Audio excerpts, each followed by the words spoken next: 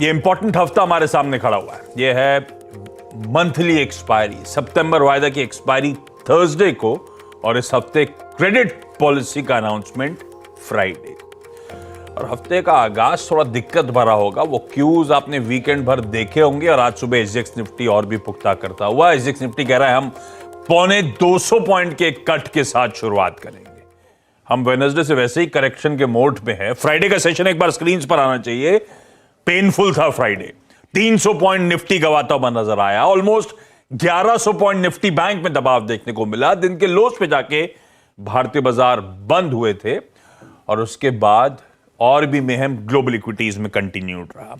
तो यूएस के बाजार, पहले तो फ्राइडे का सेशन आपकी स्क्रीन पर आएगा, 0.25% अक्रॉस बेंचमार्क्स फ्राइडे को प्रेशर के साथ ट्रेड हुआ। डाउ 500 पॉइंट टूटा और जैसे प्रोड्यूसर साहब ने लिखा बिल्कुल सही, 2022 के फ्रेश न्यू लोज बनाता हुआ डाउ। इस तरह से प्रेशर यूएस पे माउंट हो रहा है। पिछले 6 हफ्तों में 5 हफ्ते week on week declines US में देखने को मिले थे और हम जो डीकपल कर रहे थे अब सीधे कपलिंग का मूड बन गया है। तो पिछले 3 दिन वही दिखा रहे थे और आज का सेशन भी उसी तरह से पॉइंट आउट करता हुआ थोड़ा सा प्रेशर बढ़ेगा।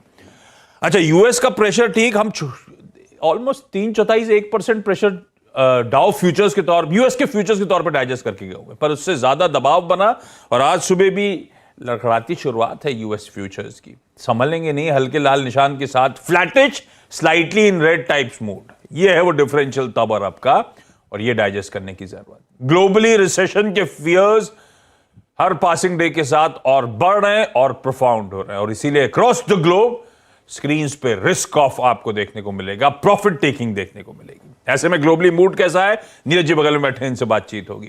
भाई क्या हो गया? वो तो होना ही था। जो फ्राइडे को हुआ ना यूएस मार्केट में, वो पूरे सारे स्ट्रक्चर आपके टूट गए। सारे, मतलब करेंसी में, गोल्ड में, क्रूड में। क्रूड $85 के नीचे चला गया।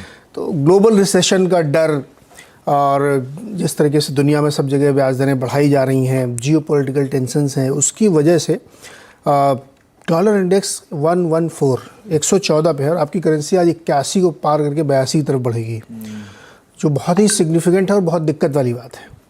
तो जैसे जैसे ये होगा आरबीआई के लिए चैलेंज बढ़ेगा। तो उसी वजह से यूएस मार्केट में धुआंधार पिटाई हुई, खूब बिकवाली हुई। लगभग 2% के आसपास सारे इंडाइसेस गिरे। हालांकि निचले लेवल से थोड़े रिकवर हुए थे, लेकिन उसका कोई मतलब नहीं है, क्योंकि जिस तरीके की सेल ऑफ दिखी गई है अक्रॉस द बोर्ड, वो बहुत चिंता की बात है। और सिर्फ इक्विटी गिरती तो ठीक था, कमोडिटीज़ भी गिर रही हैं। क्रूड ऑयल भी बहुत बुरी तरीके से पिट गया है, 85 के नीचे चला गया है। गैसेस भी नीचे चली गई हैं। गोल्ड 2.5 साल के लोअर्स पे चला गया है। तो ये चिंता बना देता है कि ग्लोबली जो है प्री कोविड लेवल को आप हासिल करेंगे, वहाँ से शुरुआत फिर से की जाएगी। तो ये तस्वीर बन रही है। और इंडिया, जो हम लोग रोज़ कहते थे डीकपल्ड, अब वो एक्चुअली करेंसी के चक्कर में कपल हो रहा है। करेंसी सेव करना पड़ा। 37 साल के लोस पे है येन, माफ़ कीजिए येन नहीं, हाँ येन। और उसके बाद अब देखिए चाइना अपनी करेंसी बचाने के लिए बड़ी कोशिश कर रहा है, लेकिन बच नहीं पा रही है। तो ये जो side by side currency war चल रहा है, ये और मुश्किल खड़ी कर रहा है। तो अब जो करेंसी का प्ले, मुझे लगता है ये बहुत ज़्यादा परेशान करेगा इंडियन मार्केट्स को ख़ास तौर पे, क्योंकि यहाँ से फिर